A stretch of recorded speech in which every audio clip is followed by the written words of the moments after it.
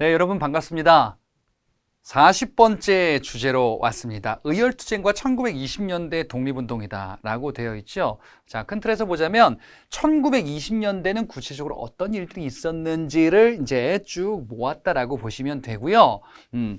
국외 활동들과 국내 활동들이 두 가지 주제로 나누어져 있다라고 보시면 돼요. 자, 1920년대 우리는 어떤 활동을 했는가? 시점이 언제냐? 1920년대는 3.1운동 이후 시기와 관련이 있다라고 먼저 이해를 하시면 되고요. 그리고 대한민국 임시정부가 1920년대 무슨 일을 겪었는지는 국민대표회의라는 주제를 그 이전에 살펴봤었어요. 이렇게 대략적으로 정립을 하고요. 내용을 한번 보도록 할 겁니다. 자, 일단 테마를 먼저 보겠습니다. 40번째 테마. 장군의 귀환. 어떤 장군님인지 한번 볼까요? 이런 장군님 한번 소개해 드려 볼게요. 엄청난 장군인데. 자, 태조 이성계 되어 있네요. 자, 그래요. 우리가 알고 있던 이성계, 고려 말에 무인이었었어요. 장군이었었어요. 이 이성계, 조선을 건국하면서 옷도 바꿔 입었네요. 태조 이성계, 조선 개국 초대 왕이죠. 자, 이성계 이렇게 만들었네요. 이 조선의 원래 왕이었었던 이성계는 그 이전에는 무인이었었구나. 장군이었었구나. 그죠? 이렇게 만들고 발전하는 조선은 이후에 어떻게 됐을까요? 자, 이건 여러분들이 앞에서 보기도 했었던 풍속화 김홍도의 그림인데요. 지금 학생들이 훈장님 입고 뭐 하고 있습니까? 공부하고 있어요. 이것도 김홍도의 풍속화 조선 후기 그림인데요. 자, 보니까 지금 아버지랑 어머니 같아요. 열심히 자리짜기 하고 있거든요. 근데 뒤에서 공부시키고 있습니다. 조선이란 국가는 공부하는 학문과 학자의 국가예요. 원래는 무인 출신이었었던 이성계가 만들었는데 이렇게 지나다 보니까 조선이란 국가는 선비의 국가가 됐어요. 성리학이라는 성리학이라는 이 학문을 바탕으로 만들겠다라는 이런 일념하에 쭉 발전시킨 거죠. 그래서 그랬을까? 독립운동을 하는 과정에서도 물론 아닌 것도 있었긴 한데 당시 우리가 먼저 주목했었던 건 뭐였었냐? 국제사회에서 호소해야겠다. 상식적으로 우리는 민족자기주의 원칙을 적용받아야 된다라는 것을 호소하고 알리고 사람들 세력을 모으려고 했었던 거, 이해시키려고 했었던 거예요. 자, 이게 여러분들 뭐냐면요. 파리 강화회의, 민족자기주의 원칙이 논의됐었던 거기에 우리 측 대표 김규식이 여기에 이제 파견이 됐었던 거예요. 예, 이런저런 활동을 하려고 했었던 거죠. 그리고 3.1운동 기미독립선언문을 발표하는 이런 것을 상상한 그림이거든요. 3.1운동의 시작점이라고도 볼 수 있는 민족대표 33인의 기미독립선언문. 그래, 우리는 조선시대 전통이 뭐냐? 학문, 글쟁이들, 서생. 선비의 문화였었네. 이런 방향으로 독립운동을 설정을 했었던 거예요. 근데 잘 됐을까요? 일본은 칼 들고 있네요. 그치? 사무라이 문화예요. 그리고 우리를 그렇게 다루지 않았었어요. 1910년대 아주 가혹하게 통치했었잖아요. 물론 20년대 바뀌긴 하나 기본적으로 일본이 우리의 의견을 듣고 이렇게 경청하고 이런 게 아니잖아요. 그리고 당시에 또 식민지잖아요. 아니다 이거지. 그래서 우리는 3.1운동 이후에 현타를 받는 거예요. 안 된다. 뭐 해야 돼요? 싸워야 된다. 라는 노선이 크게 성장하는 거예요. 독립군 만들자. 독립군이 이제 막 형성되고 발전하는 이런 모습들이 확인이 될 거거든요. 자, 여기 비행기가 있습니다. 2021년에 서해 상공에 비행기들, 전투기들이 막 날아옵니다. 여기에서 어떤 음성이 들리는지 볼게요. 홍범도 장군님의 귀환을 모시게 돼서 영광입니다. 이제부터 대한민국 공군이 안전하게 모시겠습니다. 필승. 뭘까요? 홍범도 장군님이 오신대요. 홍범도 장군님이 오시는데 대한민국 공군이 모시겠다. 홍범도 장군님이 살아서 여기 타고 있는 건 아니겠죠? 유해 송환이 있었던 당시의 모습입니다. 홍범도의 유해가 국내로 송환됐어요. 그렇구나. 당시에 있었던 장군님 중에 하나였었구나. 독립군 세력의 내용들이 중심을 이루는 모습이 나오기도 한다라는 거예요. 1920년대는요, 우리는 더 이상 서생이 아니고 이제 우리가 맞서서 싸우는 이런 독립군의 활동을 전개하겠다라는 중요한 흐름이 나온다라는 것을 바탕으로 한번 보도록 하겠습니다. 자, 제일 먼저 독립군의 활약이라기보다는 조금은 다른 노선의 모습을 먼저 보도록 할 거예요. 의열단이라는 의열투쟁을 보도록 할 겁니다. 자, 독립군이든 의열투쟁이든 기본적으로 일제와 관련한 사람들을 이제 처단하겠다, 싸우겠다라는 노선이긴 해요. 다만 조금 달라요. 우리가 생각하는 독립군이라는 거는 독립군 조직 만들어서 이제 군대를 바탕으로 일제 군대를 격파하겠다라는 건데, 의열단은 이전에 여러분들 봤었던 안중근의 이토 히로부미 저격 이런 활동과 유사해요. 거물급 인사들을 제거하겠다. 예. 일제의 식민 착취하는 그런 인사들, 관련된 사람들, 이런 사람들을 제거하겠다라는 게 의열투쟁입니다. 3.1운동 이후에 이런 무장투쟁, 우리가 처단하자라는 이런 군사활동 유사한 것들이 필요하다라는 이런 필요성이 점점점 증대되면서 나오게 됩니다. 자, 이 의열단이라는 조직을 만든 사람이 바로 김원봉이에요. 김원봉은요, 독립운동가들 중에서 랭킹 1위예요. 뭐가 랭킹 1위냐? 일제가 현상금을 막 걸어요. 현상금을 거는데, 뭐 일제 기준이 뭐 독립운동가의 서열을 뭐 정의할 수는 없겠지만, 예, 현상금 2위가 김구, 1위가 김원봉이었었어요. 이 김원봉, 예, 일제가 엄청난 현상금, 오늘날로 치면 한 600억 원에 해당하는 이런 돈을 현상금으로 걸기도 하거든요. 잡히진 않아. 예. 이분이 이제 이런저런 활동하는데 의열단을 조직했었던 독립운동가 인물입니다. 자, 그러면 의열단이 뭔지부터 좀 이해를 해보자 말이죠. 사람들을 죽인다며요. 일제 관련된 그 거물급 인사들을 제거한다며요. 또는 그 인사들이 있거나 하는 식민 착취 기관들의 폭탄을 던지는 겁니다. 식민 착취 기관, 예를 들어서 경찰서 또는 총독부, 이런 데들을 습격해서 폭탄 던져서 사람들을 제거하겠다라는 거예요. 일제 간부들을 제거하겠다. 그래요? 식민 통치 기관을 어떻게 하겠다? 파괴하겠다. 주요 요인들을 사살하겠다. 여러분 영화 암살 혹시 보셨다면, 요것도 좀 이제 몇 년 돼 가는, 좀 영화가 되고 있네요. 의열단의 활동을 모티브로 만든 거예요. 그죠? 폭탄 던지고서 이제 저격하고 이런 활동을 전개하는 게 의열단입니다. 자, 그러면 그래, 일제 관련된 사람들을 저격하고 식민 착취기관을 파괴하자. 근데 파괴하는 게 목적이 아니잖아요. 목적은 독립이잖아요. 제대로 정해야겠다. 뭘? 아무데나 폭탄 던지면 그냥 폭력 조직처럼 돼버릴 수 있잖아요. 아무나 죽이면은 그냥 무슨 깽단처럼 보일 수도 있잖아요. 그러니까 명확히 정해야 돼요. 어떤 기관을 파괴할 건지, 누구를 살해할 건지, 그치? 이거를 제대로 정해놓지 않으면 그냥 깽단처럼 돼버릴 수 있는 거예요. 그래서 5파괴 7가살, 파괴의 대상이 되는 기관, 그 다음에 살해의 대상이 되는 그런 직책 인물들, 이렇게 정해두는 겁니다. 그래도 좀 뭔가의 논리가 더 필요한 것 같아. 독립을 해야 되는데 기관을 파괴하고 암살하면은 독립이 될까? 논리 구조를 만들어야 돼요. 이런 게 쌓이면은 민중들이 모여서 폭력 혁명을 일으킬 것이다 라는 게 아이디어거든요. 이게 무슨 얘기냐면은, 어떤 사람이 일제 착취 기관에다가 뭐 경찰서에다가 폭탄 던지고서 막 도망갑니다. 그러다가 죽었어요. 잡혀가지고. 이걸 보면은 우리 조선 민중들이 자극을 받을 수도 있다라는 거지. 아니 강도 일본이 왔는데 우리를 막 지금 괴롭히고 있는데 강도가 우리 집에 왔는데 강도랑 뭐 짝짝꿍 해가지고 뭐 얘기하고서 뭐 좀 우리 좀 잘 봐주세요 이렇게 할 거냐 이거지. 강도가 왔으면은 기본적으로 맞서 싸워야 된다. 우리 힘 가족들이 다 모여가지고 강도를 쓰러뜨리면 되는데 그 중에 한 명이 먼저 해야 된다.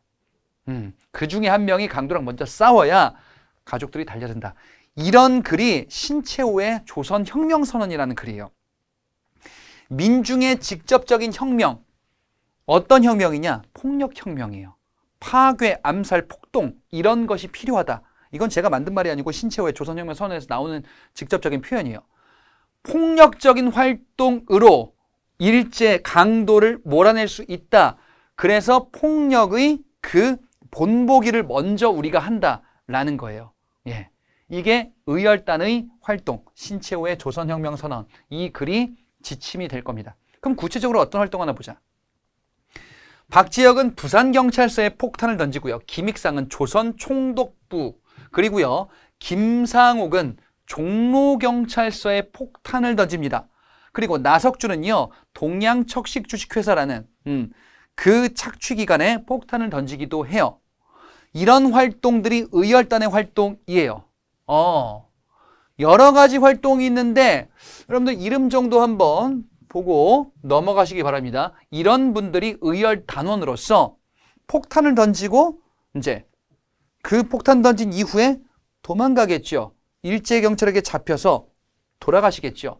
이런 활동들을 했었던 분들이에요. 의열단의 활동, 의열단원으로서 여러 가지 활동들을 이렇게 전개하고 있구나. 자, 근데 문제가 있습니다. 이분들의 희생은 정말 값지지만 의열단이라는 조직 기준으로 봤을 때는 너무나 아까운 희생일 수 있잖아요.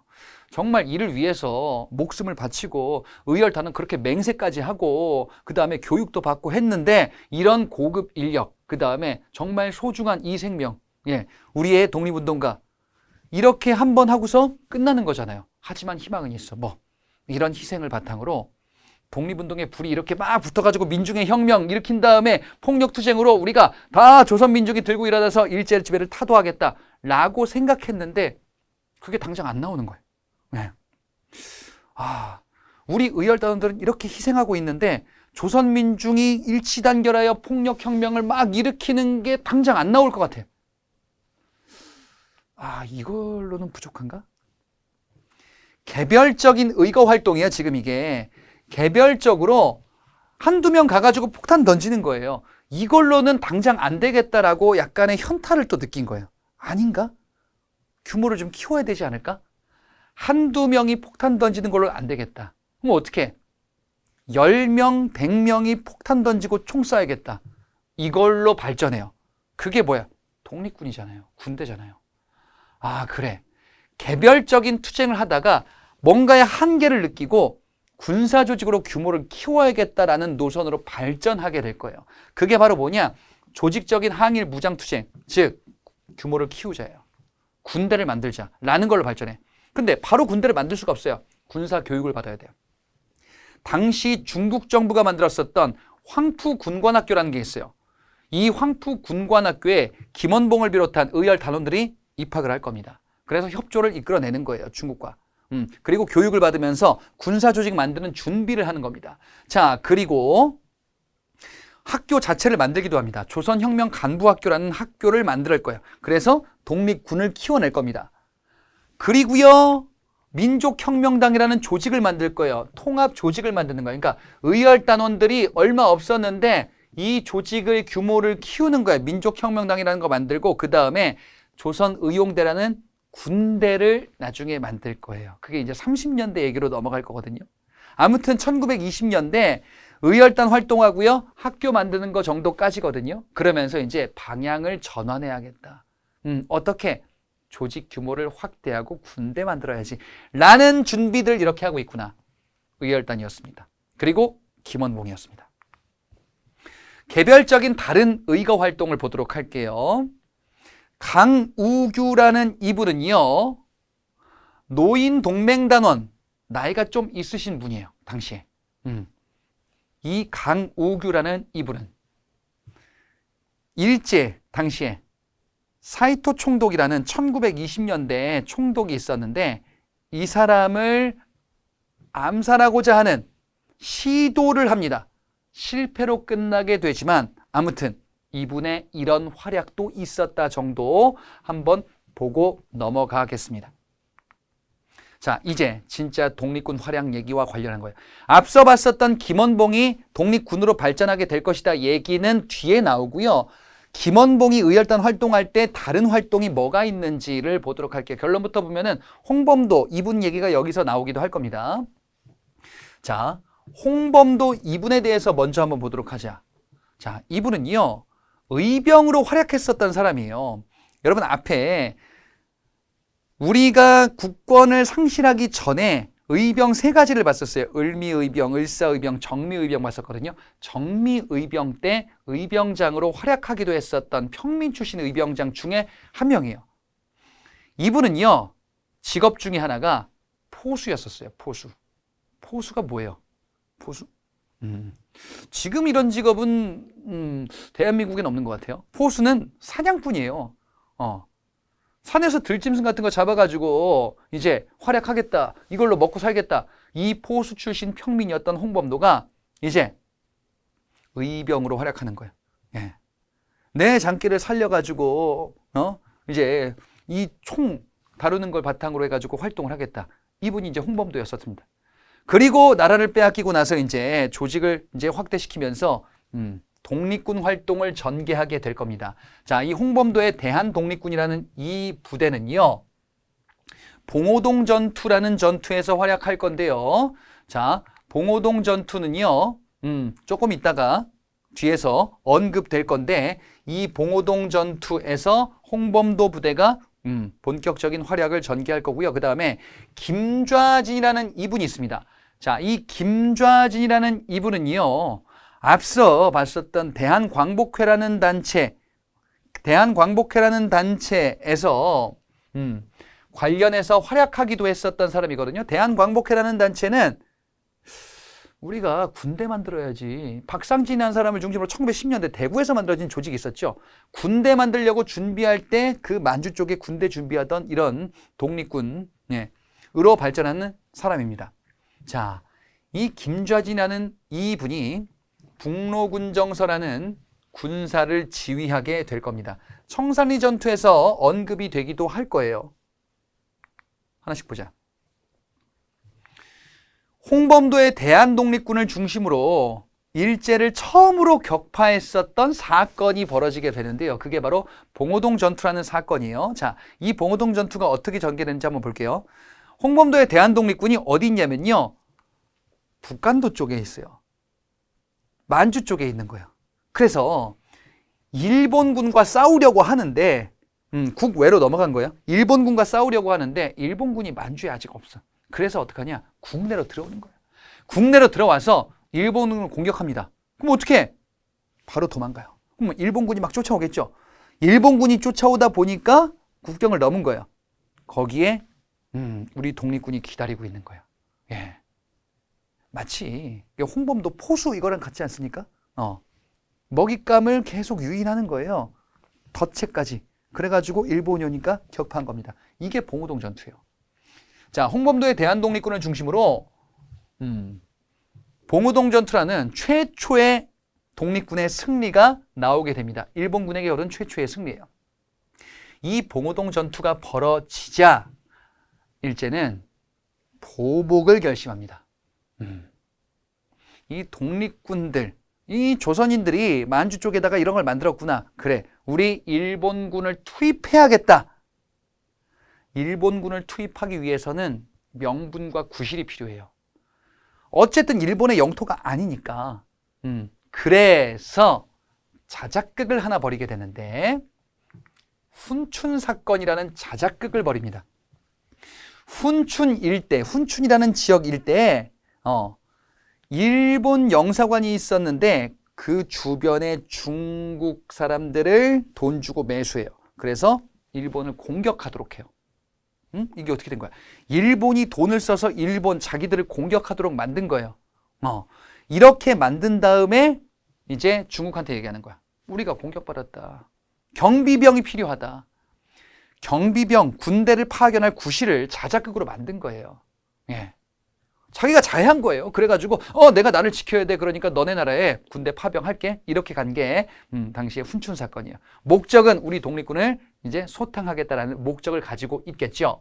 자, 그래서 이 훈춘 사건은 구실로 하여 대규모 일본 군대가 투입이 되고요. 이 대규모 일본 군대들이 이제 우리 독립군과 충돌하게 되는 거예요. 김좌진의 북로군정서와 홍범도의 대한독립군 그리고 기타 등등의 부대들이 연합하여 승리를 거두게 될 거예요. 이 승리에는요, 이제 당시 북한도 지역의 주민들도 막 도와주면서 독립군 활약과 관련해서 피해를 보지 않게끔 이런 유언비어도 퍼뜨리기도 하고, 가서 이제 이 독립군들 식량도 전해주기도 하고, 예, 이런 눈물겨운 노력들이 있었어요. 그래서 절대 열세였었던 독립군이 일본군 1000명 이상을 사살하게 되는 이런 최대 규모의 승리가 나타나게 됩니다. 백운평, 완루구, 어랑촌이라는 이 지역들에서 벌어진 승리들, 이 지역들은 넓게는 청산리 일대다라고 불리는 북간도 일대의 지방이에요. 그래서 이를 청산리 전투라고 하고요. 청산리 전투의 세부 전투들이다라고 보시면 돼요. 김좌진의 북로군 정서군, 홍범도의 대한독립군 등이 연합해서 승리를 최대 규모로 거둔 거예요. 지금 독립군이 잘 나가고 있어요. 파죽지세로 계속 승리를 거두면서 독립군의 사기가 이제 절정에 달했겠죠. 이때 일제가 결심을 합니다. 제대로 보복해야겠다. 보복하려고 왔는데, 보복하려고 와가지고 붙었는데 일제가 패배했어요. 엄청난 피해를 겪었단 말이지. 안 되겠다. 한국인 마을을 습격해야겠다. 자, 1910년대 만주 일대에 많은 우리 교민들이 모여서 사는 조직들, 기반지역 이런 것들이 만들어졌다 그랬죠. 습격하는 거예요.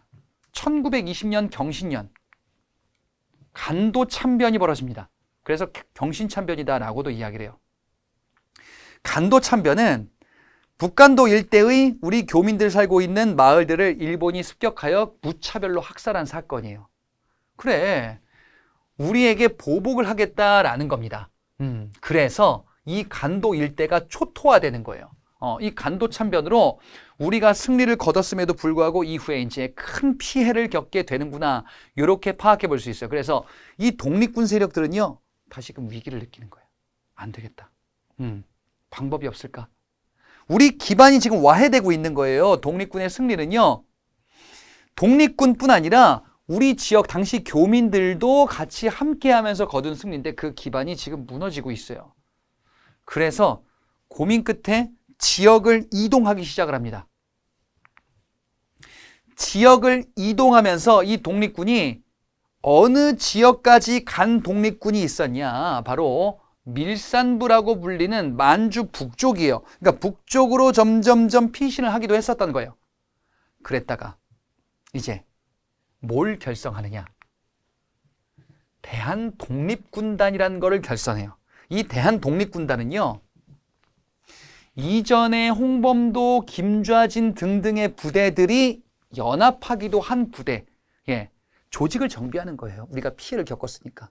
그래, 다시금 정비해서 이제 일본과 싸울 준비를 다시 하자. 만주 북쪽에서 이렇게 대한독립군단을 결성하고 이제 본격적인 활동을 준비를 하는데, 이 시점에서 다른 곳으로 갈까라는 아이디어가 나와요. 바로 어디냐? 자유시라는 곳이에요. 자유시는 우리말로 의역을 한 거고요. 원래 여기 지명이 스보보든이라는 곳이에요. 스보보드니까 자유의 땅이다라는 러시아 말이거든요. 자유시라는 곳으로 이동을 해야겠다라는 결정을 하게 돼요. 왜 결정하냐? 러시아 넘어가면 우리가 뭔가 도움을 받을 수 있을 것 같아요. 러시아 넘어가면 도움을 받을 수 있을 것 같아. 러시아 지역이 그런데 당시에 뭔가 문제가 있었던 지역이에요. 자, 러시아 자유시로 우리가 넘어갔어요. 근데 당시 러시아는요, 적색군과 백색군이 내전을 벌이고 있었어요. 자, 러시아가 지금 어떤 상황이냐면요, 러시아 혁명이 벌어진 조금 다음이거든요. 여러분 앞에서 러시아 혁명이라는 거에 대해서 제가 언급을 했었어요. 러시아 혁명. 러시아 혁명은 러시아가 사회주의 국가로 바뀌는 혁명이에요. 자, 러시아가 사회주의 국가로 바뀐다. 그래? 사회주의 국가로 바뀌는 혁명이 벌어져서 소련이라는 국가가 만들어져요. 소련이라는 국가가 만들어지는데 러시아 땅덩이를 보세요, 여러분들. 너무 커요. 러시아 혁명이 벌어졌다고 자, 이제부터 러시아가 아니라 소련으로 바뀐다. 뿅! 바로 되는 게 아니에요. 러시아 군부 내에서 갈등이 있어요. 그 혁명 지지파와 반대파들이 있어요. 그게 적색군과 백색군이에요. 어쨌든 러시아 내에서 군부 내의 갈등과 충돌이 있는데 당시 대한독립군, 우리 독립군 세력이 이쪽으로 넘어가서 이제 적색군 쪽에 가담하는데 적색군이 우리에게 무장 해제를 요구할 거예요. 야, 너희 한국의 독립군인지 보니까 대한독립군단? 야, 너희들 총 버려. 우리 쪽 합류해. 아니, 총은 버릴 수 없지. 안 되겠다. 이들은 우리에게 잠재적인 적이 될 수 있다라고 해서 러시아 적색군이 우리를 학살하는 거야. 이게 자유시참변이에요. 우리가 재기를 위해서 러시아 자유시로 갔다가 봉변을 당한 거예요. 이 독립군은 이제 어떻게 해야 될까요? 자, 자유시 참변 이후에 독립군들이 겪는 모습에 대해서 이어서 보도록 할게요. 자, 자유시 참변이라는 사건에 대해서 좀 전에 봤었습니다. 자, 이 사건으로 독립군들이 타격을 입었었죠. 피해를 받았었던 이 독립군들 및 만주에 있었던 여러 독립군 세력들이 이제 생각을 하게 돼요. 아, 이제 우리가 살기 위해서는 조직을 새로이 정비를 해야겠다라는 이러한 결론에 도달하게 되고 결국에는요, 여러 조직들, 정리된 여러 조직들이 만들어지게 되니 이를 우리가 삼부다라고 이야기를 합니다. 왜 삼부냐? 세 가지를 만들게 된 겁니다. 자, 만주 일대의 지역별로 여러 조직들, 즉 세 가지를 만들게 되니 바로 이제 요게 삼부인데요. 자, 지금 이런 앞서 간도 참변 그리고 자유시 참변이라는 이러한 큰 시련을 겪었었던 독립군 세력들 정신을 똑바로 차려야 되지 않을까요? 정신을 똑바로 차리자. 자, 참정신을 잊지 말아야 되겠습니다. 참의부, 정의부, 신민부라는 이 세 가지 조직을 만들게 됩니다. 참정신, 여러분들도 참정신을 가지고 수험에 임해야 되겠지요. 삶에 정말 자세일 수 있겠습니다. 참의부, 정의부, 신민부는요. 말씀드리는 것처럼 만주 일대 지역별로 이렇게 세 가지 조직으로 독립군 세력들이 다시금 조직을 정비하게 된 거예요. 왜? 자유시 참변이 배경이 됐었던 거죠. 그래서 인과관계, 원인과 결과 요 측면으로 봐주시면 되겠습니다. 자, 이렇게 해서 독립군이 조직을 이렇게 정비를 하게 되고 그래서 이제 일제와 싸우려고 했는데 아하, 이 소식을 접했었던 일본. 자, 일본은요. 독립군을 탄압하기 위해서 여러 가지 머리 쓰게 됩니다. 묘안을 짜내게 되어 결과적으로 이거다. 독립군을 잡기 위해서는 다른 세력의 힘을 이용하면 되겠다라는 생각을 누가요? 일본이 하게 되는 거예요. 당시 만주는요. 중국의 관할 지역이긴 한데 관할이 아닌 것 같은 자, 이게 무슨 얘기냐면요. 만주는 중국의 좀 변방 지방이거든요. 당시 중국 정부가 국내적으로 막 혼란을 겪고 있었을 때예요. 만주 일대는 중국의 군부 세력들이 사실상 반독립 세력으로 남아 있었던 시기 즈음이에요. 이때는요. 마치 우리나라 저 앞에 후삼국 때 뭐 호족 막 이런 것처럼 예, 이 시기가 중국의 군벌 세력들이 막 여기저기 난립하는 시기거든요. 당시 일제가 만주의 군부 세력과 손을 잡는 거예요. 그래서 뭐 독립군을 잡자 이거지. 아니 만주의 중국 군대들은 일제와 손을 잡을 이유가 없지 않나요? 돈을 주면 되는 거예요. 예, 이겁니다. 바로 독립군 활동을 위축시키기 위해서 중국 군부 세력과 손을 잡고 만주 일대에 한국인 독립 세력, 독립군 세력이 있다라고 하면은 잡아서 우리 일본에게 넘겨라, 돈 주겠다. 체포해서 우리에게 넘겨라. 라는 협정을 중국과 중국의 군벌 세력과 일제가 협정을 체결한 거예요. 자, 당시 일본의 군관 미스야와 그 다음에 중국 장쩌리라는 이 사람이 이제 협정을 맺은 이 협정이 바로 미스야 협정이다라고 이야기를 합니다. 자, 그러면 이 둘이 손을 잡고 우리를 잡겠다. 우리는 지금 만주에 있는데 상당히 어려운 시기다라고 볼 수가 있겠죠. 3부 만들어서 우리가 다시금 활약을 하려고 했는데 일제가 미스야 협정으로 이제 우리를 도간에 든 쥐 모습으로 몰아넣고 있습니다. 안 되겠는 거예요. 3부가 지역별로 요렇게 있으니까 우리가 힘을 발휘하기가 쉽지 않은 거 아닐까라는 이런 생각과 고민을 하게 돼요. 자, 그러면 이 세 개의 3부를 조금 모아야 되겠다. 우리가 힘을 발휘하기 위해서는 조금 더 통합된 조직이 필요하겠다라는 생각을 우리는 또 하게 됩니다. 그래서 앞서 봤었던 3부를 통합하자. 자, 여러 개의 3부를 통합하자라는 이러한 결론에 도달하게 됩니다. 원래는 하나로 통합하는 게 이상적이겠으나 하나가 아닌 결과적으로는 세 개가 두 개의 조직으로 정리되게 됩니다. 자, 이게 바로 이제 3부 통합운동이다라고 이야기를 하는 거고요. 자, 이 3부가 그 전에 참의부, 정의부, 신민부 이렇게 있었죠. 이 참의부, 정의부, 신민부 세 개의 조직은 앞서 본 것처럼 요거 얘기하는 건데 그 중에서 참의부는요 임시정부의 직할부대로서도 활약했었던 부대입니다. 그리고 지역별로 이렇게 세 가지가 있었던 것을 통합하자라는 3부 통합운동이에요. 왜? 이유가 뭡니까?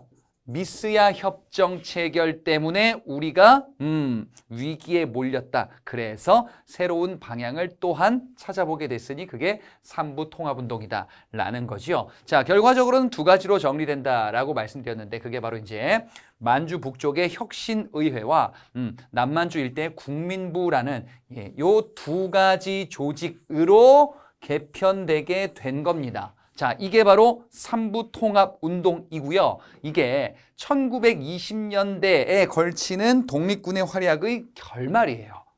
자, 결말이라 그랬죠. 그럼 어떤 이야기 서사가 있는 건데, 자, 여기까지 한번 이야기를 정리해 드릴게요. 1920년대는요, 3.1운동 이후 시기거든요. 이 3.1운동 이후 시기에 우리가 독립군을 만들자. 그래, 우리가 일제와 싸우자라고 해서 여러 조직들이 만들어집니다. 그 대표적인 게 홍범도의 대한독립군, 김주하진의 북로군 정서군 이런 것들 만들어집니다. 홍범도의 대한독립군이 중심이 돼서 첫 승리를 거두게 되니 바로 봉오동 전투였습니다. 봉오동 전투를 계기로 일제가 만주의 독립군 소탕하기 위해서 일본 군을 투입해야겠다라는 생각을 하게 되지요. 봉오동 전투를 계기로 일제가 그래 만주의 독립군 소탕하기 위해서 우리 일본을 투입해야겠다 어떤 자작극을 벌이게 됐었는데 그게 바로 훈춘 사건이었었습니다. 훈춘 사건을 계기로 일제 군대가 만주로 많이 진출하게 되네요. 우리가 싸우자. 그래, 우리가 병력의 열세에도 불구하고 용감하게 싸워서 승리하게 됐습니다. 자, 그 전투가 홍범도의 대한독립군 및 김좌진의 북로군 정서군 등이 연합했었던 바로 최대 승리, 독립군 최대의 승리인 청산리 전투 대첩 이렇게도 부르는 요 사건이었었죠. 그러자 일제가 보복했었네요. 만주의 한국인 마을들 습격하는 간도 참변이 벌어지게 됐었다. 자, 이런 참변이 벌어져서 우리가 큰 타격을 입었었어요. 그래서 우리는 지역을 이동하여 밀산부라는 곳으로 이동을 합니다. 그래서 여기서 대한독립군단이라는 군사조직을 만들면서 새로 이 조직을 정비하는데 다른 데로 이동을 해야 될 것 같아요. 그래서 결과적으로는 러시아 자유시로 이동했다가 이 러시아 적색군과 당시에 이제 충돌이 벌어지게 되는구나. 여기서 큰 타격을 받았습니다. 그리고 요 다음 내용이 뭐였었냐? 우리가 돌아와서 이제 3부 참정신을 결성하게 됩니다. 그리고 일제는 우리를 몰아놓기 위해서 미스야 협정을 체결하게 되었죠. 자, 그래서 우리는 이 위기를 타개하기 위해서 3부 통합운동을 전개하게 돼서 혁신의회와 국민부를 만들었다. 이게요, 만주 독립군의 이야기예요. 요 다음 궁금하지 않습니까? 그 다음에 우리 어떻게 됐는지, 그 다음에 어떻게 됐는지는 요 뒤에 단원에서 소개가 돼요. 예, 1930년대 이 독립군은 과연 어떤 활약을 했을까? 자, 여러 우여곡절을 겪었다라는 사실, 예, 그리고 이 순서들을 여러분들 머릿속으로 좀 정리를 해 주셔야 되겠습니다. 자, 이게 1920년대 국외에서 있었던 여러 무장투쟁들, 예, 이런 것들을 좀 정리를 했습니다. 자, 요 다음부터 나머지 내용들은요, 1920년대 국내의 활동들을 한번 정리했는데 결과적으로 주제다라고 한다면 민족유일당 운동과 신간회라는 단체가 중심이 되는 내용이에요. 자, 이 중심이 되는 내용 외에 중요한 내용들이 또 우리를 기다리고 있습니다. 하나씩 보죠. 자, 우리가 일단 먼저 보려고 하는 게 이 사상에 대해서 이해를 하셔야 됩니다. 사회주의. 자, 북한은 사회주의 국가인가요? 북한은 독재 국가입니다, 그냥. 예. 사회주의 국가라고 뭐 북한이 이야기는 하고 있죠. 근데 원래 우리가 이해하고 있는 사회주의랑은 좀 달라요. 자, 사회주의는 무엇인지 간단히나마 이해는 하고 가셔야 됩니다. 한국사에서 굉장히 중요하게 많이 나오는 사상이에요. 자, 이 사회주의는 노동자가 중심이 돼서 평등한 사회를 만들자라는 게 기본 목표다라고 보시면 됩니다. 노동자는요, 공장에서 일하는 사람들을 주로 이야기를 하죠. 공장에서 왜 일하냐? 자본이 없기 때문에. 내 공장이 없어서 내가 회사를 운영할 수는 없으니 남의 자본에 고용이 되는 거예요. 예, 이게 바로 이제 노동자다라고 이야기를 하고요. 그러면 거기 사장님들 있겠죠. 자본을 가지고 있는 공장 주인 또는 운영진들, 자본가다라고 이야기를 하는 거예요. 사회주의는 뭐라고 보냐면요. 노동자들이 다수이고 노동자들이 평등한 국가를 만들어야 되는데 저 자본가 분들이, 돈 좀 있는 분들이 우리 노동자를 괴롭히고 착취한다, 이렇게 보는 거예요. 그래서 이 세상의 평화를 위해서, 모두가 잘 살기 위해서는 노동자가 힘을 모아서 저 나쁜 자본가를 때려눕혀야 된다, 타도해야 된다, 혁명을 일으켜야 한다, 그래서 사회주의 국가를 만들어야 한다 라는 게 사회주의의 목표입니다. 사회주의 혁명을 통해서 노동자의 평등한 세상을 만들어야 된다, 자본가를 타도해야 된다 라는 이런 생각이 사회주의입니다. 자, 이 사회주의가 1920년대 우리나라에 큰 영향을 주기 시작하는 겁니다. 독립운동에도 큰 하나의 방향이 된다라고 볼 수 있습니다. 자, 이러한 사회주의가 널리 확산되는 시기예요. 그러면 이 사회주의와 대비되는 개념은 뭐라고 볼 수 있냐? 민족주의다, 이렇게 볼 수 있어요. 민족주의는 우리 민족의 주체성이 중요합니다. 우리 민족의 독립이 중요합니다 라고 이야기를 하는, 예, 기존 독립운동의 연장선이다라고 이해를 해주시면 됩니다. 우리 민족의 주체적인 독립이 중요하지. 사회주의와는 조금 충돌이 있을 수밖에 없어요. 왜냐하면요, 여기서 이야기하는 민족의 개념에 자본가도 있고 노동자도 있어요. 그럼 민족주의는 자본가, 노동자 모두 다 우리 민족이잖아. 돈이 있건 없건 간에 다 우리는 한민족 아니겠어? 그럼 우리 힘을 합쳐가지고 독립운동을 해야지. 사회주의는 얘기합니다. 그거는 자본가들이 노동자를 괴롭히기 위해서 하는 이런 사탕 발린 말에 불과해. 자본가와 노동자는 나눠서 봐야 돼. 자본가는 타도하고 독립운동도 해야 돼 라는 조금 다른 견해를 보는 거예요. 사회주의가 봤을 때 민족주의는, 너희들은 말이야, 민족이라는 이름으로 자본가들 편만 들고 있잖아. 솔직히 민족주의는 얘기합니다. 너희들은 자본가 노동자 나눠가지고 과격한 얘기만 하고 있잖아 라면서 서로 좀 대립이 있었던 거예요. 자, 근데 1920년대 사회주의가 확산되고 있다라는 것 사실은 명백한 모습이다. 자, 이러한 모습 속에서 1920년대에 쭉 이어지고 있습니다. 자, 그런데 이분이 돌아가십니다. 순종이 서거합니다. 여러분 앞서 고종이 죽어서 3.1운동이라는 사건이 벌어지게 되었다라고 봤었죠. 1910년대 말 1919년 고종의 죽음을 계기로 3.1운동이 벌어졌다. 그리고 한 7년 정도 지나서 순종이 죽게 됩니다. 자, 고종은 대한제국의 오랫동안 황제였었어요. 순종은 마지막 황제였었죠. 순종이 뭐 한 사람이지? 라고 하면 여러분들 뭐라고 할래요? 순종이 뭐 했지? 고종의 아들이고 마지막 황제인데? 예, 거기까지야. 당시도 마찬가지예요. 순종이 뭐 했지? 그러면은 이거 대한제국 마지막 황제인데 고종의 그 아들이었었는데 예, 별로 존재감이 없는 마지막 황제가 순종이에요. 이 순종이 죽었어요. 그러니 고종이 죽었네 라는 게 떠오르는 거예요. 고종의 아들, 예, 대한제국 마지막 황제. 고종이 죽은 게 떠오르니까 갑자기 태극기를 꺼내들고 싶어. 왜? 고종이 죽어서 3.1운동이 벌어지게 되는 계기가 되었죠. 순종이 죽으니까 고종이 죽을 때가 떠오르고 3.1운동이 떠오르는 거예요. 당연히 3.1운동을 다시금 재현하자라는 이런 얘기가 나오겠죠. 그래요.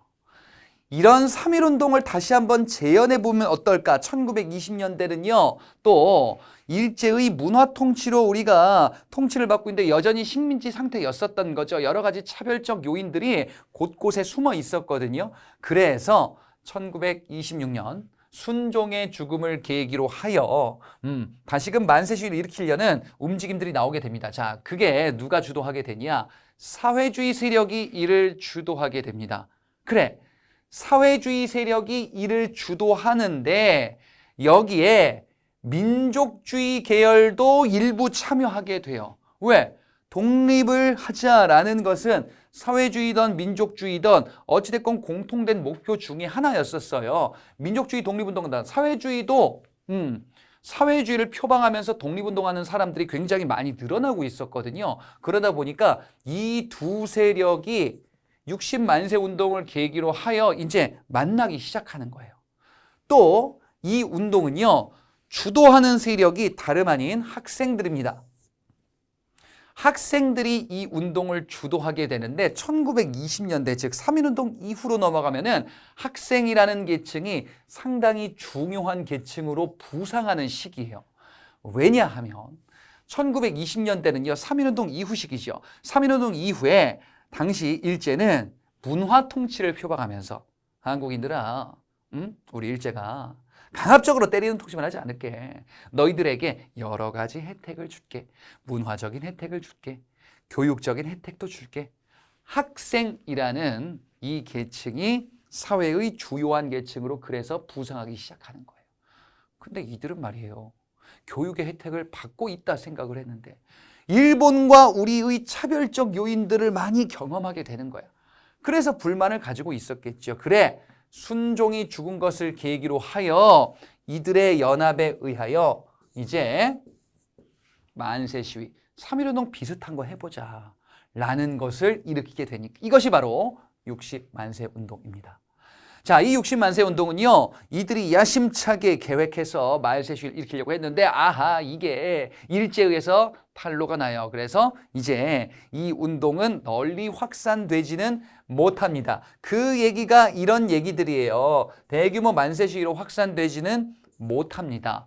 예, 3.1운동만큼의 파괴력은 없었던 거예요. 그래, 60만세 운동은 그러면은 별로 중요하지 않은가 봐요. 아니에요. 1920년대는 일제 무슨 통치라 그랬죠, 여러분들? 문화 통치라 그랬어요. 문화 통치는 문화적으로 조선인들에게 혜택을 주겠다라고 표방을 했지만 실상이 뭐였죠, 여러분들? 일제가 표방했었던 문화 통치의 실상은 친일파를 키워서 우리 민족끼리 싸우게 만드는 거예요. 이걸 뭐라 그랬어요? 민족 분열 통치다라고 이야기를 했었죠. 민족을 분열시키는 통치 방식을 일본이 막 하고 있어요. 그럼 우리는 어떻게 대항하면 됩니까? 우리 민족이 단결하면 돼. 단합하면 돼요. 분열하지 않으면 돼요. 자, 근데 분열할 수밖에 없는 판이 깔려버렸어요. 사회주의와 민족주의의 대립이 있잖아요. 갈등이 있단 말이지. 기본적으로 노선 차이가 있단 말이에요. 그 사회주의, 민족주의가 60만세 운동을 계기로 서로 만나본 거예요. 왜 친구 사이도 안 좋아? 또는 뭐 이성 간에 좀 별로야, 쟤는. 아, 내 스타일이 아니야. 그러던 어느 날 둘이 우연찮게 나들이를 가게 된 거예요. 친구 한 4-5명 가기로 했는데 안 온 거야. 그 둘이 어쩌다 보니까 서먹서먹하게 나 제 맘에 안 드는데. 나 이 오빠 좀 별론데. 그래. 어떡하지? 어차피 집에 가서 할 것도 없는데 나가서 나들이나 바람 쐬고 그냥 빨리 맘에 안 들어 빨리 들어가지 뭐. 해가지고 이제 눈 딱 감고 한번 만나봤어. 눈 딱 감고 나들이 한번 가봤어. 어머나 세상에 재밌네. 조금 매력이 있는 거야. 내가 이 사람의 매력을 몰랐구나. 그 나들이 이게 60만세 운동. 그래서 우리는 힘을 모으자, 하나로 뭉치자라는 시작점이라는 사건이 되는 게 바로 60만세 운동이 되는 겁니다. 그래서 사회주의와 민족주의 계열이 연합하게 될 수 있는 계기예요. 본격적인 연합이라고 보다는 연합할 수 있는 시작점이에요. 만나보니 괜찮은 것 같은데 그래, 그럴 거면 이참에 한번 사귀어볼까? 이참에 한번 좀 더 만나서 좀 더 발전적인 관계로 가볼까? 라는 고민할 수 있겠죠. 만나보고 얘기해보고 농담하는 코드나 유머 코드 내 스타일인데 한번 더 만나볼까? 이러다가 사귀면 어떡해? 어떻게? 몰라, 또 사귈 수도 있는 거지. 민족유일당 운동입니다. 사귈 수도 있는 거 아니야? 야, 이참에 사귀어보자. 이참에 우리가 하나가 되자. 분열하지 말고 연합하자. 민족의 유일한 당을 만들자. 사회주의와 민족주의의 연합을 꾀하는 운동으로 발전하는 거예요. 그래. 일제의 민족 분열 통치. 여기에 우리가 대항하는 게 바로 민족 유일당 운동이에요. 1920년대 우리는 연합해야 돼요. 분열하면 안 돼요. 그죠? 이런 민족 유일당 운동에 대한 내용들을 이제 보는 거예요. 단계별로 지금 넘어가는 겁니다. 민족의 유일한 당을 만들자, 사회주의, 민족주의 연합하자, 이런 운동들입니다. 자, 그런데요, 60만세 운동뿐 아니라 국외의 다른 여러 가지 사건 배경들이 민족 유일당 운동에 영향을 주었습니다. 조금 더 쉽게 얘기할게요. 민족주의와 사회주의가 우리 한번 사귀어 볼까? 라는 고민을 하고 있는데 다른 애들 사귀고 있어. 왜? 이제 봄 되면요, 여러분들 막 난리도 아니죠. 막 커플들 그치? 노래도 그렇고 막 벚꽃 막 이렇게 막 흐드러지고 그러면은 다 막 어디 가든 커플이야. 바닷가를 가도 커플, 산에 가도 커플, 도심지를 가도 커플, 영화관을 가도 커플, 그지? 다 사귀고 있어. 그러면 나도 좀 사귀어보고 싶어. 크리스마스 막 연휴 임박해. 그러면은 다 사귀고 있어. 세상에 나만 솔로 같아. 그러면 나도 좀 사귀어볼까? 이런 거예요. 우리는 사귀는 걸 추진한다. 우리는 사귀고 있다라는 이러한 국외의 움직임들이 하나둘씩 등장하게 됩니다. 국외에서 국외 민족운동가들이 한국 독립유일당 북경 촉성회라는 것을 만들어요. 우리 이쪽에서 연합해서 잘 지내고 있는데 너희들도 연합해서 잘 지내라 촉구할게. 너희들도 사귀었으면 좋겠어. 응? 좋은 사람끼리 만나면 그것도 인연 아니겠니? 유일당을 촉구하는 모임이에요. 둘이 사겨. 그 다음에 앞서 3부 통합운동이라는 주제가 있었죠. 참정신이 혁신의회와 국민부로 통합되게 될 것이다. 이러한 움직임이 나올 때예요. 야, 우리 사귀고 있는데 우리 사귀는 걸로 이렇게 막 얘기하고 너희들도 국내에서 좀 사귀는 게 좋지 않겠어? 배경이 되는 겁니다. 뭐요? 민족유일당 운동의 배경이 되는 거예요. 민족유일당 운동은 누차 강조해드리지만 사회주의와 민족주의의 연합을 어떻게 할 것인가, 이러한 움직임입니다. 자, 좀 더 구체적인 얘기들이 나오기 시작을 해요. 이 민족주의 계열 내부에서는 사실은 조금 문제가 있었어요.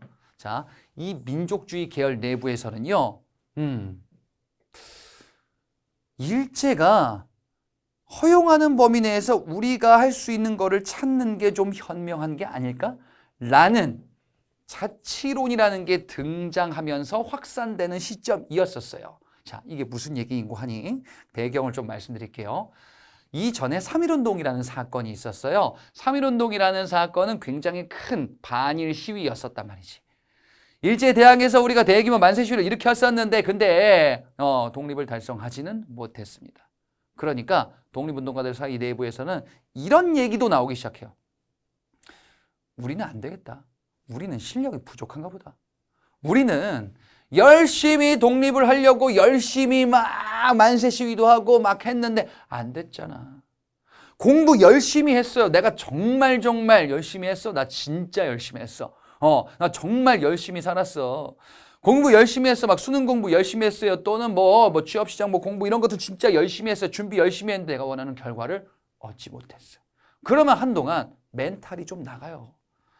나 안 되나 봐. 나 재수해야 되나 봐. 나 또 취업 준비해야 되나 봐. 나 또 백수로 지내야 되나 봐. 이런 생각이 하다가 나는 뭐 늘 그렇지 뭐. 난 너무 바보 같아. 이런 자기 비하적인 생각을 할 때가 있어요. 우리도 마찬가지였어요. 우리는 실력이 없다. 우리 민족이 무슨 독립이냐. 일본은 저렇게 잘 나가는데 우리는 독립을 이룰 수가 없을 것 같아. 야, 그러면 우리는 실제로 독립을 이루기가 어려우니까 일본이 보장해 주는 거 안에서 뭘 해보자. 일본 애들 비위 좀 잘 맞춰줘서 우리가 할 수 있는 것들 좀 해보자. 우리는 독립을 달성하는 것은 그럴 능력은 없어. 다만 일제와 협조해서 그들에게 우리의 자치권을 좀 얻어내고 확대하자. 때마침 일제가 문화 통치하고 있잖아. 우리 자치권 보장해 주는 거 이런 것들 좀 있잖아. 그러니까 우리는 일본의 국민으로서 좀 뭔가 얻어내고 우리 한민족의 이익을 위한 여러 가지 방법을 생각해 보자. 이게 자치론이에요. 자치론은 그러니까 우리는 독립을 추구하지 말고 일본 안에서 살면서 그 안에서 자치권이라도 좀 얻어내자. 조금 뭐라도 좀 얻어내자. 일본과 너무 싸우려고 하지 말자. 이런 게 자치론이에요. 이 자치론은요, 뭔가 조금 그런가 싶기도 하면서도 좀 뭔가 껄쩍지근하기도 하면서도 좀 그렇죠. 예. 이 자치론이 일제 지배에 타협하자라는 거거든요. 타협하자라는 거는 일본이 우리 지배하는 거 인정하자, 받아들이자. 솔직히 일본이 우리보다 힘이 세잖아. 그러니까 일본의 그 능력을 받아들이고 우리는 일본 안에서 살자. 이거야. 좀 이상한데요? 이상한 게 정상이야. 맞는 말 아닙니까? 그게 이상한 거야. 이 얘기가 좀 이상해요. 왜 이상하냐면요. 이게 친일파로 변질돼요. 변절 친일파예요. 타협적 민족주의라는 게 결국 일제 지배를 인정하자. 그래. 시작이 중요한 거예요. 원래 인생이란 게 그런 겁니다, 다. 좀만 타협하면 되지 않나? 뭐 좀 뒷돈 조금 받고, 다음부터 안 받으면 되지 않아? 그 시작이 여러분들의 자아를 망치는 거예요. 예. 내가 생각하는 철학이 있어야 돼요, 사람이란 것은요. 나라도 마찬가지입니다. 국가관이라는 게 확실하게 있어야 돼요. 아니, 뭐 그럴 수도 있잖아. 이렇게 하다 보면은 뭐 나중에 바꾸면 되지. 안 바뀌어요. 이게 우리나라 변절 친일파의 시작점이다라고도 볼 수 있어요. 물론 원래부터 친일파도 있었는데 일제강점기 때를 기준으로 하면은 이때 엄청난 친일파들이 막 등장해요. 이들이에요. 타협적 민족주의 자치론 계열들이에요. 예. 일제 지배를 인정하자. 그래. 인정하자. 일제가 우리보다 뛰어나다. 일제를 위해서, 일본을 위해서 몸 바치자. 예, 대일본 제국 천황폐하를 위해서 몸과 마음을 바치고 여성들이여 위안부로 가자. 이렇게 가는 거예요. 이게 변절 친일파라고요. 이때 엄청난 친일파들이 등장한다. 이게 일본의 전략이었잖아요. 뭐요? 친일파 양성. 1920년대. 이거예요. 이 타협적 민족주의 계열들이 이때 엄청나게 늘어나고 있었거든요. 그러면 민족주의 계열들 다 이런가? 아니에요. 야, 이거는 일본의 지배에 놀아나는 거잖아. 이렇게 하면 안 돼라고 불리는 주장하는 세력들도 있었어요. 비타협적 민족주의예요. 네, 일제에 타협할 수 없다. 우리의 독립을 추구해야 된다. 비타협적 민족주의와 타협주의는 크게 대립할 수밖에 없겠죠. 둘 다 민족주의 계열이었었는데 여기서 타협주의라는 게 나온 거예요. 민족주의 입장에서는요.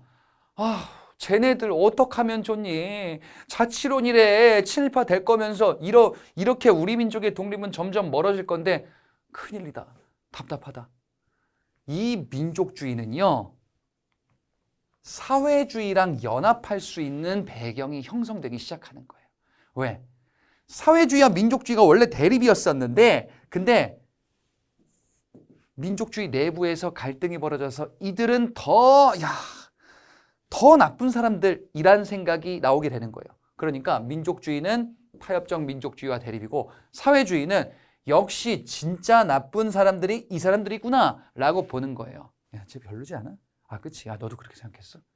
별로야. 쟤 성격도 이상하고 지난번 보니까 약간 막 좀 폭력적인 것도 있더라. 내가 그럴 줄 알았어. 야, 우리 좀 통한다. 우리 저 뭐 맛있는 거 먹으러 갈래? 이런 거예요. 그죠? 이 둘이 이제 친해질 수 있는 계기가 될 수 있는 게 만들어집니다. 사회주의도 1920년대 일제에게 탄압을 많이 받았었거든요. 치안유지법이라는 거 1920년대 있었죠. 이게 만들어지는데 치안유지법은요. 국가의 체제, 국채를 변혁하려는 시도 이에 대해서 탄압하겠다라는 일제강점기 때의 법입니다. 사회주의 혁명? 국가 체제를 변혁시키려고 해? 너희들 말이야 탄압이야. 독립운동가도 탄압이야. 사회주의가 봤을 때에는 일제는 나쁜 거예요. 근데 그들과 타협? 안 돼. 우리 얘 싫은데 우리도 얘 싫어. 야, 우리 같이 한번 연합해보자. 이렇게 분위기가 서서히 나오기 시작하는 겁니다. 자, 그 시작점이 60만세 운동이었던 거예요. 60만세 운동 때 사회주의, 민족주의 이 두 세력이 이제 힘을 합할 수 있는 계기를 마련한 겁니다. 그러다가 결정적인 일들이 벌어지기 시작합니다. 사회주의 단체였었던 정우회라는 단체가 있었습니다. 이 정우회라는 단체가 민족주의와 손을 잡는 게 괜찮지 않겠어?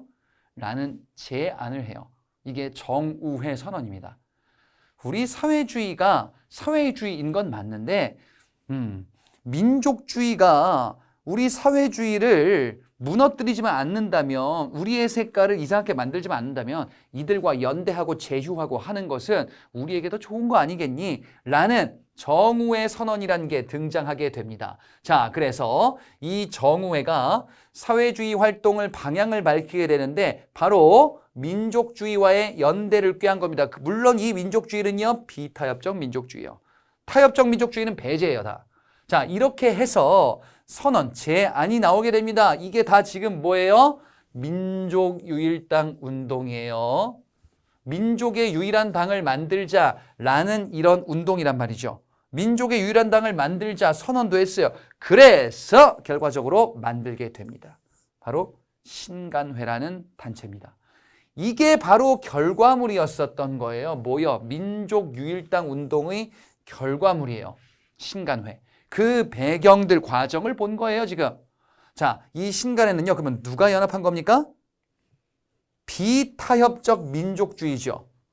그리고 사회주의. 이 둘의 연합이에요. 예. 연합으로 만든 단체. 바로 신간회입니다. 그럼 여기에서 우리 민족 모두가 연합한 건가요? 아니야. 이상한 말 하는 사람들은 빼자. 너희들은 친일파야. 너희들은 기회주의자들이잖아. 타협적 민족주의 계열들은 배제시킨 통합이 이게 바로 신간회고 민족유일당 운동입니다. 자, 이 신간회는요. 기회주의자들을 배격하자라고 강령에 집어넣어요. 바로 뭡니까? 타협적 민족주의, 이들은 배제시키자라고 이들을 기회주의로 본 거예요. 일제가 무자 통치하니까 거기에 이렇게 기생해가지고 자신들의 이익만 추구하는 이런 잘못된 여론을 호도하는 이런 자치론자들. 이렇게 얘기하는 거죠. 그러지 않기 위해서는요, 우리가 각성해야 되고요. 그리고 그러지 않은 세력들이 단결해야 됩니다. 이게 신간회의 기본 모토입니다. 자, 그러면 신간회가 어떤 활동들을 했는지 한번 볼게요. 이 얘기는 좀 이따가 다시 할 건데요. 자, 광주 학생 항일운동이라는 굉장히 중요한 사건이 있어요. 예, 여기에 조사단을 파견해서 우리 민족의 당시에 피해받는 것을 최소화할 수 있는 이런 대변 역할하는 단체로서 활약하기도 할 겁니다. 이 얘기는 조금 이따가 말씀드릴게요. 자, 이 신간회는요. 이름이 비슷했었던 이전의 신민회라는 단체와 다르게 공개단체로 활약합니다. 공개적으로 활약하면서 이런 각종 지회도 설치하고요. 각종 사건에 지원하는 조사단을 파견하는 이런 역할을 하기도 해요. 왜냐? 공개적으로 활동하는 단체이기 때문에 그래요. 문화통치 시기 때는요. 일단 기본적으로 우리 민족이 뭔가의 활동을 하는 것 자체는 가능해요. 다만 통제가 있을 뿐이죠. 자, 이 신간회는요. 그래서 비타협적 민족주의와 사회주의 연대에 의해서 여러 공개적인 활동을 하며 우리 민족과 관련한 사건들을 지원하는 활동들을 좀 대규모로 벌이고 있는 겁니다. 그러면서 신간회와 쌍둥이 자매단체 역할하는 여성들의 권익을 보장하는 단체도 있었습니다. 근우회란 단체요. 자, 근우회라는 단체 역시 사회주의 민족주의 연대로서 만들어진 단체인데 여성들의 권익을 보장하자라는 이런 운동 단체입니다. 자, 근우회라는 단체도 함께 활약을 하고 그리고 공개적으로 여러 가지 활동들을 신간회가 벌이고 있어요. 자, 그런데 문제가 생깁니다. 결론적으로 신간회는요. 해소될 거거든요. 해소가 된다라는 거는 지금 우리 신간회 안 되겠다. 나중에 다시 만드는 한이 있더라도 지금은 우리 일단 각자의 길을 가자. 민족주의, 사회주의가 뿔뿔이 흩어지게 될 거예요. 이게 결론이거든요. 그럼 왜? 이유가 있어요. 이게 이유입니다. 이게 그래서 되게 중요한 거예요. 자, 광주 학생 항일운동은요. 요 조금 뒤에서 조금 더 구체적으로 보긴 할 건데요. 미리 말씀드리자면은 광주 학생 항일운동은 광주 지역의 학생들이 만세 시위를 벌인 거거든요. 엄청난 시위로 확산돼요, 이게. 3.1운동급으로 확산돼요. 예. 어마어마한 시위로 확산되는 정말 중요한 사건이 20년대 말에 벌어집니다. 신간회가 이걸 딱 보고 가만 이게 어떻게 된 거야? 우리 학생들이 피해를 입는 일이 없도록 해야 되겠어. 조사를 해보자. 그래서 진상조사단을 파견합니다. 조사를 하면서 신간회가 딱 감을 잡아요. 어허, 이것 봐라. 3.1운동급으로 확산되고 있는 거예요. 3.1운동을 넘을 수 있겠다. 여기서 잘하면 독립을 달성할 수 있는 거 아니야? 라는 생각을 하게 되는 거예요. 그래서 큰 그림을 그립니다. 광주 학생 항일운동 이 사건을 키우자. 그래서 우리 민족의 엄청난 시위로 확산시켜서 독립이 될지 몰라. 그런 계기를 마련해야겠다. 민중대회요. 대규모 민중대회로 크게 열려고 한 거예요. 여러분, 학생들이 지금 이렇게 만세 시위를 벌이고 있습니다. 대한독립 만세를 외칩시다. 우리가 독립을 달성할 수 있습니다. 대한독립 만세! 신간회가 다른 데 가서 대한독립 만세를 외칩시다. 이런 걸 하려고 했던 거예요. 하려고 했던 거예요 라고 얘기하는 거 보니까 느낌이 쎄하죠? 이 민중대회가요. 요게 무산돼요. 일제의 사전 검거로 인해서 민중대회는 무산되게 됩니다. 민중대회가 무산돼 버렸어요. 왜? 일제가 이걸 알아챈 거예요. 그 다음에 신간회는 내부에서 엄청난 갈등이 벌어져요. 신간회 간부 상당수가 검거됐어요. 그러면서 신간회가 얘기합니다. 일제랑 이렇게 싸우려고 하다 보니까 일을 키우려고 하다 보니까 조직 무너지겠네. 일을 왜 키운 거야? 일제가 하는 거 좀 어느 정도 맞춰줘야지 우리 조직도 좀 살지 않겠어? 자, 신간회는요. 비타협적 민족주의와 사회주의의 연합이다 라고 봤었죠. 근데 이 민족주의 내부에서 일제지배에 타협하자라는 타협적인 움직임들이 나오는 거예요. 배제시켰었던 타협적 민족주의, 이들로 동조하는 세력들이 점점 증가하고 있는 거예요. 예. 원래 타협적 민족주의는 배제시키려고 했었는데 얘들은 기회주의잖아 라고 했는데 쟤들 말이 맞는 것 같아. 일제랑 싸우려고 하니까 우리 조직 무너지잖아. 그러자 사회주의 내부에서는 민족주의 그럴 줄 알았어. 얘네랑은 못 놀겠다. 코민테른이라는 이 국제 사회주의 조직 단체가 있어요. 이 단체에서 이야기를 해요. 민족주의랑 놀지 마. 걔들이랑 안 맞아. 생각해보니 또 안 맞는 것 같은 거, 조직 내에서도요. 그래서 사회주의 세력들이 얘들아, 민족주의 너희랑 못 놀겠다. 민족주의 얘기하는 거야. 아니 그렇다고 조직을 깨자려고 생각하면 어떡하냐. 안 돼. 안 돼. 니들하고는 안 돼. 사회주의가 떠나기 시작해요. 결과적으로 사회주의가 주도해서 신간에 깹시다. 우리 당분간 시간을 갖자. 이게 해소예요. 네. 사귀었어 둘이. 사귀었는데 100일 지나고 이렇게 막 1년 지날 때쯤 뭐 이렇게 좀 지나고 보니까 안 맞는 거야. 그리고 처음에 날 그렇게 사랑한다고 했는데 이제 와서 왜 이렇게 변했어? 변한 게 아니라 나도 최선을 다하고 있잖아. 어쩔 수 없는 상황들이 있잖아. 이러면서 이제 남녀가 보통 갈등하지 않습니까? 잘 이겨내면 좋은 결말을 맞는 건데 이겨내지 못했나 봅니다. 결과적으로는요. 오빠, 우리 시간을 가져. 너 뭐라 그랬어? 시간을 갖자고? 시간을 갖는 게 맞는 것 같아. 그건 헤어지자는 거잖아. 아니, 시간을 갖는 게 맞는 것 같아. 나 갈게. 갔어요. 네. 해소됩니다. 다시 만날까요? 그러진 못해요. 사실상 완전한 해체예요. 일제가 해산시킨 게 아니고 우리 자체적으로 분열해서 해소됐어요. 이게 신간회의 결말입니다. 자, 그러면 이 사건 보자 이거죠. 광주 학생 학일운동. 신간회 있었던 시기에서 벌어진 일로 우리가 봤었죠.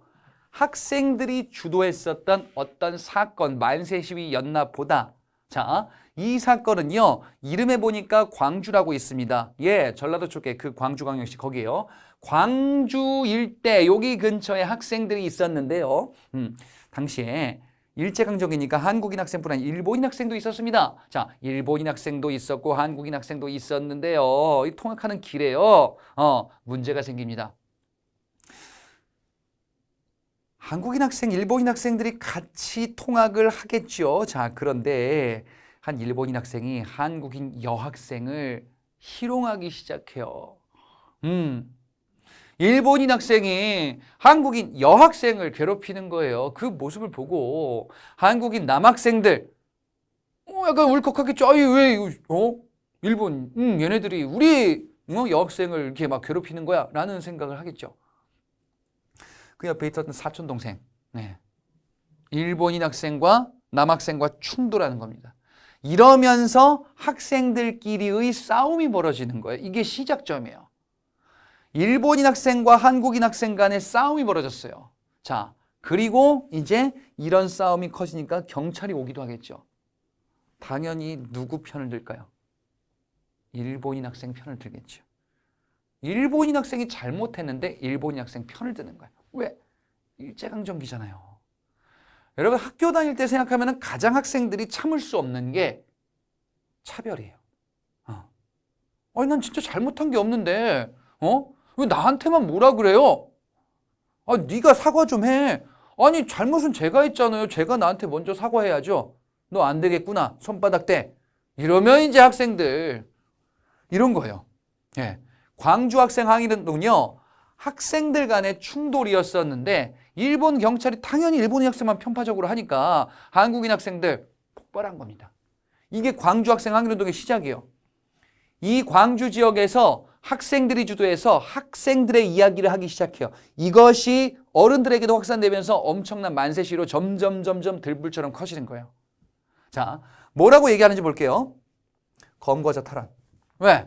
학생들이 차별 대우로서 잡혀갔잖아요. 처벌받았잖아 경찰한테. 우리 학생 힘으로 습격해서 탈환하자. 또 식민지 교육제도에 불만이 있었어요. 1920년대 문화통치 시기인데 이때가 일제가 3.1운동 이후에요 지금. 한국인들아 차별 없이 교육시켜줄게 했는데 실상이 그게 아니었던 거예요. 교육에 문제가 있었던 겁니다. 일제가 차별 없이 한국인들에게 동일한 교육을 했다라고 표방을 했는데 실제 모습이 아닌 거예요. 우리를 위한 교육을 해달라. 학생들이 얘기하겠죠. 그래요. 이게 전국적으로 확산되는 거예요. 지금 3.1운동급으로 확산되는 겁니다. 이걸 보고 이 단체가 바로 신간회. 이게 정말 중요한 포인트였었습니다. 신간회가 조사단을 파견하는 거. 그리고 어떻게 민중대회 개최하려고 했었죠. 그런데 실패했다 그랬죠. 그래서 신간회는 이걸 계기로 내부 분열이 점점점 심화되는 거예요. 그죠? 예. 어쨌든 이 광주학생운동은 3.1운동 이후에 일어난 최대 규모다. 예. 지금 만세 시위 세 가지를 봤어요. 이미 뭐 3.1운동, 60만세 운동, 광주학생운동. 60만세 운동 다음에 신간회 있고 신간회가 있었던 시기에 광주학생 항일운동이 있었죠. 자, 이렇게 1920년대의 여러 사건들이 있었다라는 거고요. 이 사건들을 관통하는 국내, 지금 국내에서 벌어지는 일들이에요. 관통하는 이 조직이 바로 신간회라는 조직이었습니다. 정리하자면 60만세 운동을 계기로 하여 민족유일당 운동이 벌어진다 이렇게 봤었고 이 민족유일당 운동의 결과물이 바로 신간회였었습니다. 그런데 이 신간회 활동하는 시기에 뭐가 있었냐? 광주학생 항일운동이 있었어요. 예. 자, 신간회가 이거를 확대시키려고 했었는데 실패로 끝나게 되었다라는 걸 봤었고, 예, 요거를 뭐 자세하게 또 소개해드리진 않고 넘어갔었는데 신간회가 지원했었던 원산 총파업이라는 사건도 있었습니다. 요거는 다음 단에서 조금 더 구체적으로 말씀을 드리도록 할 겁니다.